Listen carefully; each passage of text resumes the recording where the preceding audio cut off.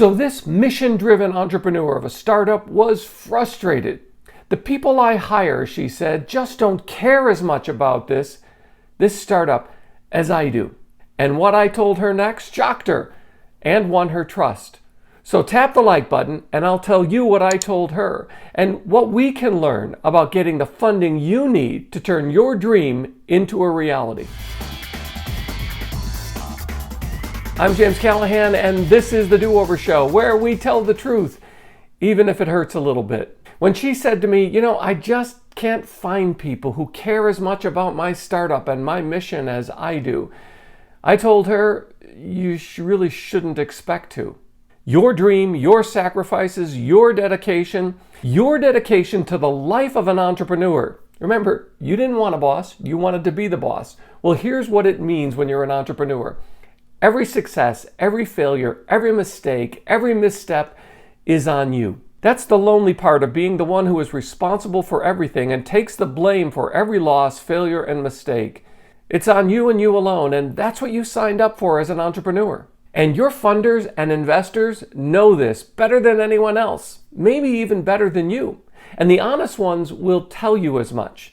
But to expect from people that you hire as part of your startup to care as much about you and to sacrifice as much as you have is just not fair unless you're going to make them part owners themselves. And that brings us to the next 5 in our 30-day challenge of 30 ideas and hard questions that will help you move from your dream to the reality of the funding you need for your startup, your business, your service, your organization. And number 11 is the funder doesn't need to understand anything. Funding campaigns fail over and over again because they're mini lectures by you, the know-it-all, in what your mission-driven field is, about how important it is, what you know that other people don't know, how unique you are.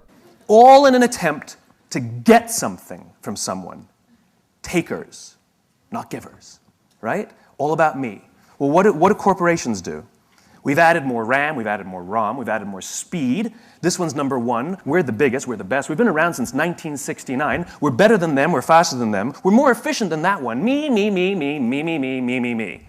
Because you know what's needed and other people just don't understand. So you tell them everything you know because it's all important to you.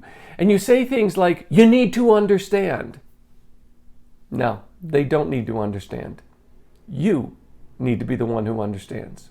And not all of what we know in startups is important to our funders or the people who will be employed. And that brings us to number 12 on our list of 30 things. And that is that empathy is our job, not our funders' job, not our employees' job, not our customers' job. Empathy for those who will use or buy our product, service, as well as empathy for the funder and their motives, the employee and their motives, what they want from what you are making happen, whether it's their investment or whether it's the next paycheck.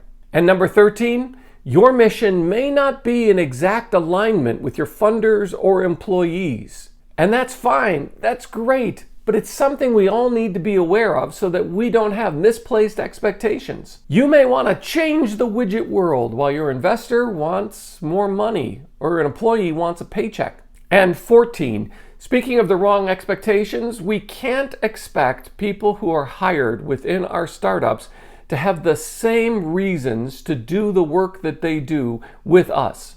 We can't expect those who work for us to have the same level of commitment, passion, and willingness to sacrifice that you do.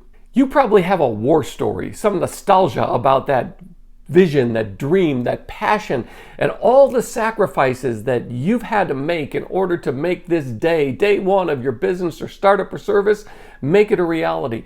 But to place those expectations and expect them to buy into those stories in the same way you do on either your funders or your employees is just not fair. And truthfully, it's not going to happen. And even if you think it does happen, they're only doing it to make you happy.